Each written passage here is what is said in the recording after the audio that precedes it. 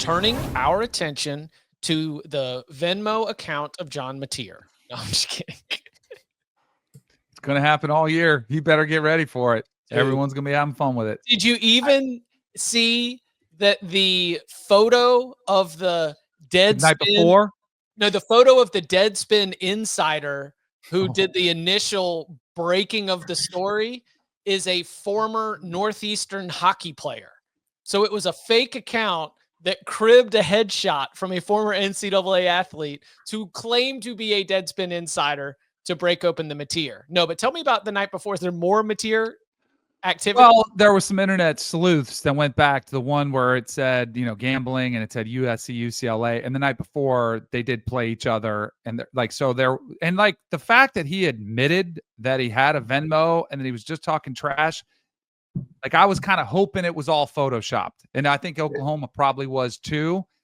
And I don't think it's a big deal, but I just don't think you want the NCAA to come combing through your records. Will they? Will they take him at his word? Maybe they just move on. I don't know, but it's just not a situation you want to have going into the season. John Mateer is either like really funny or so dumb that he's genius. And either way, he's good. Like, unless they find the guy who's on the other end of these transactions and he's like, yeah, it was actually sports gambling. Because like either it's a joke, right? Hey, athlete labels it sports gambling, or he's so dumb that he actually like blessed himself with this, like for correctly labeling. Yeah, it's my sports gambling loss. It's like, well, it's like the friend who Venmos somebody else, and I think that I haven't seen this happen anytime recently, but the friend who Venmos somebody else for pizza, but then puts drugs in the description. Right. And it's actually the person who's least likely to do drugs, but they think it's funny. I don't think that's funny. I don't think it's funny to draw in any kind of attention to that. But I think that's what John Mateer is arguing, right? He is arguing that I was just being funny. And look, maybe it was a $10 bet that you made while you were watching the game with somebody. Yeah. So what? Right? Right. At least he wasn't for, the cases that we've seen bigger issues with, or when they were lying about their identification, they were using fake IDs to sign up for accounts, even though their parents helped them in some of those situations. I don't think it rises to that level of concern. But again, I just don't think you want them digging around. Yeah, and you have to look into it because you're so in bed with gambling companies now when you're all these leagues and these networks that you have to take seriously the possibility of players, changing outcomes of games. Because we've seen this in the NBA. We've seen it in MLB where guys are, like the Cleveland Guardians pitchers who are missing the plate by 5 feet when they're taking the prop bet for the first pitch is going to be a ball. Yeah. So you have to look into it. But in this case, if he's being completely honest, it was sports gambling on USC, UCLA. It wasn't a game he was playing it. So I don't really think it's that big of a deal in this particular case, but I don't think it's something that you can just ignore either. Right. It's a lesson. Yeah. I talk to my kids about it all the time. Just be careful what you post. They'll go back years. And this is, to me, for Mateer, it's his welcome to the SEC moment. Like, you're at the big time now. Like, everything you've done in your past is going to get scrutinized, and they'll dig deep. So stay off Snapchat. John Mateer is from Little Elm, Texas, which is North Texas, and I got to give some credit to our colleague Shahan J. Raja. He got me good with this one. He was like, "Hey, easy, John. Your statement said that you never gambled. Your high school's like 20 minutes from Choctaw Casino in Oklahoma across state lines. Let's go easy on this whole like never gambled talk, okay?" So yeah, the Choctaw Casino now sponsoring the Sooners and their pursuit of going over their win total here in 2025. Bud, what's the Bud bot calculating right now? No, I'm just saying like you would think that now that these guys are making a lot more money, that they would not have the temptation to do, not that Mateer did, but like just in general, that they would not have the temptation to do this, right? But I mean, like some of this baseball stuff with the prop bets, some of these guys doing this for making millions. Yeah. And like, you can barely get down like $200 on some of these first pitch props. And obviously like, there's some odds associated with them, but like, even if you had like a bunch of accounts that you had primed, right, that made it look like total fish, and you could load them all into a bot or have your group bet them, it's still like a one shot. Like I just don't see the payoff for these guys doing this.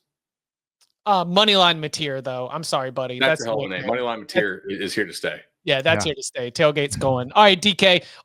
Win total of 7.5 at FanDuel Sportsbook. Speaking of moneyline Mateer, over +110, under at -134. What are we doing?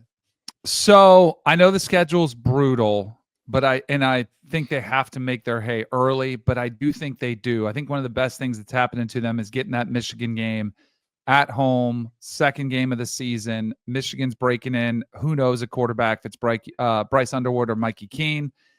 I think and this is, I think, kind of normal. I don't think we should be surprised that I think the defense is going to get a lot better. I think this team, they're much more physical and much more just intimidating than they were under Lincoln Riley. They were a little bit of a finesse team. So I think Brent Venables brought back a physicality.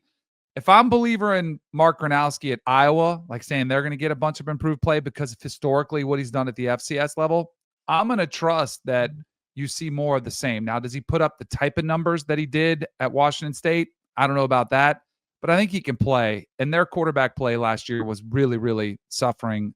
And I think their defense at the end of the season started to play pretty good. I think Venables taking over is a good thing. So I'm going to say over, not by a ton. Like, there's some people that are really bullish on Mateer working and they could be a 9 or a 10 win team, but I've got them over. I do think, again, I think they start off another team that starts off 5-0, and they better if I want this to hit because it doesn't get any easier. But I think sort of that enthusiasm around the program will help them, kind of having a better taste of their mouth than it was last year. And I think Mateer can play.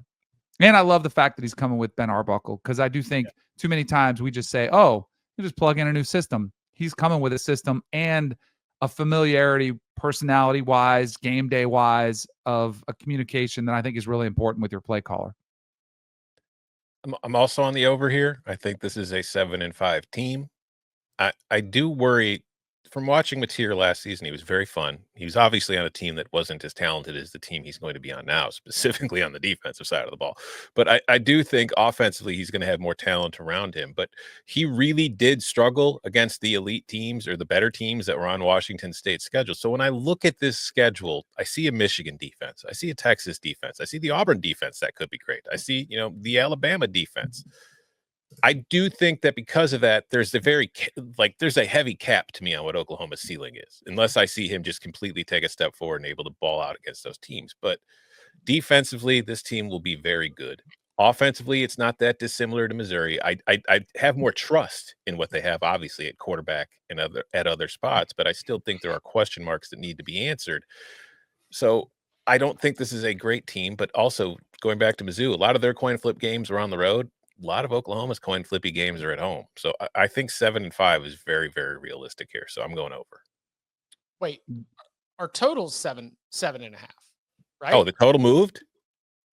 When I did it, it was at 6.5. Hold on. So you would that make a difference? Yeah. Well, now I'm under. Yeah, I'm under too then. What did I thought it was 6.5. That's when I did this like a week or two. So that line moved. So right now. Yeah, they've been getting bet. Okay, then. Well, under. Mikey, change it on the graphic. Yeah, Oklahoma sucks. Ignore everything I just said and know that the Sooners are terrible and there is absolutely no way they are going over 7.5. No, but I think they're a 7-5 team, so under. All right. I'm over here. And I think the defense will be really good. I think the receiving core is pretty good, improved. I think the offensive line is improved. I'm not sure the offensive line is good, but I don't think it'll be as bad as it was last year. I think Mateer's legs might help to mitigate that some. And to me, like, they do have very soft ease into this schedule, in my opinion. Illinois State, obviously, to start whatever. Michigan comes to town, most likely a true freshman quarterback for Michigan. And I'm not particularly high on Michigan's receivers. I think that they're betting a lot that last year's receiving problems were due to the quarterback. And I don't know that clearly, like, Michigan botched its quarterback situation like crazy last year, but I'm not sure that they were just hiding a bunch of really good receiver talent in that room that is all of a sudden going to emerge. But their offseason seems to indicate that they think that is so. So maybe we'll see if Michigan's correct in that. I still think Oklahoma's defense will probably do pretty damn well against that Michigan offense. at Temple's a weird road game. Like you're playing at Temple, but okay. I wonder if that was a 2-for-1. Auburn, again, like if your worry is offensive line, Auburn does not have one of the better D lines in the SEC, at least not in my opinion. And then Kent State. So you kind of got 5 weeks to where I think it's very reasonable you start 5-0. Mm-hmm.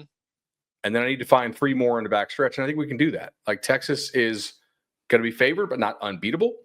At South Carolina, again, like the week after Red River, that's a tough road trip. South Carolina is a tough place to play. Great fans.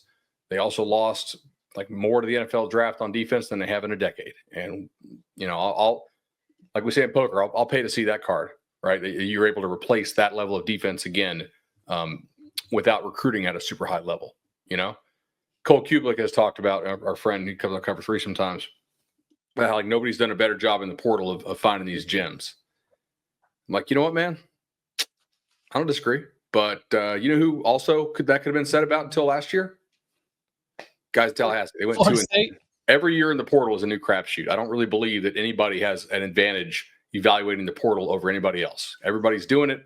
Everybody's like, they have analysts who decided not to want to be NFL scouts anymore. They want to work at home from a laptop. Like, I don't think there's any real, like, there's not enough hidden gems in the portal, and your ability to go extract all those hidden gems, I don't think is really an edge, because I don't think it's doable in this year's cycle, if that makes sense. Like, I think it's kind of, it's not solved, but we're pretty close to being solved there.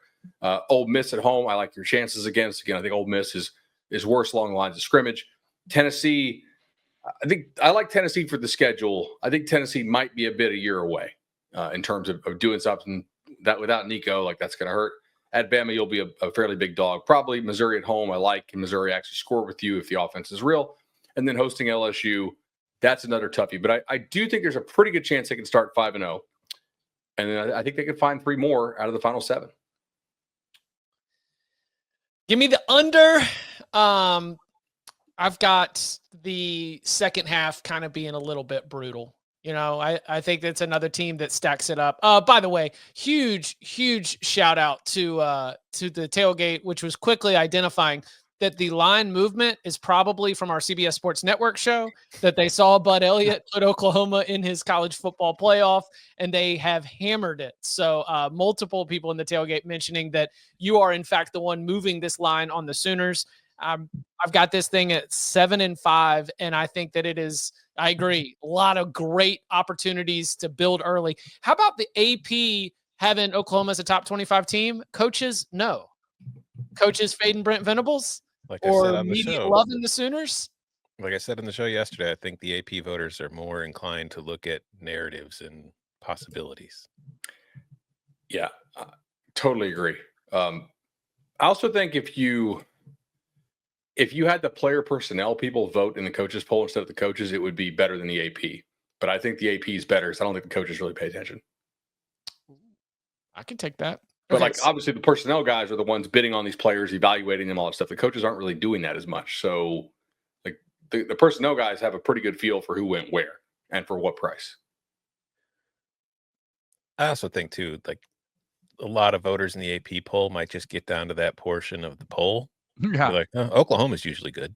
Sure. They'll have a bounce back. As always, if you have any complaints about the AP poll, find Ralph Russo on Twitter. He runs the whole thing. Yes. All complaints to Ralph Russo. There is a bit of like, are we sure Venables can coach here? Which scares the hell out of me. Like Venables is my number one question about this team. Because everything else, like, is he just a Will Muschamp? Is he just a D coordinator?